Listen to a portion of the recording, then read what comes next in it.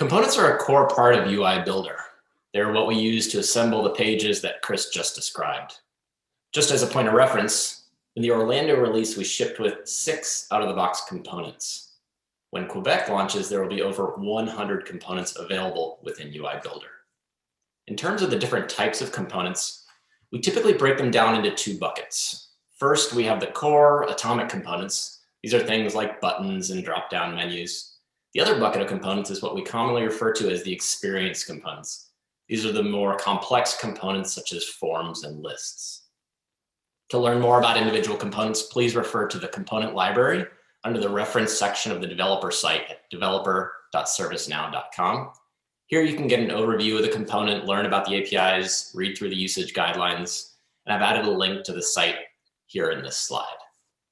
Next slide, please. All right, component configuration.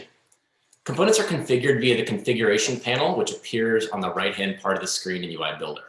This panel is comprised of 3 different tabs. The config tab is where the page builder is exposed to all of the different properties of that particular component.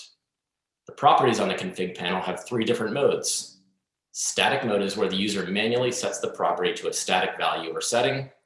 Dynamic mode is used when the page builder wants this property to be dynamically set by such things as a client state parameter, a page property, or a data resource. And lastly, the page builder can also leverage a script to drive a component property. Next, we have the Styles tab. Styles tab is where the user can leverage CSS to override specific attributes of a component's styling. And lastly, Events. The Events tab is where you set up the event mapping for this component. I'll touch more on events in a couple of slides. Next slide, please.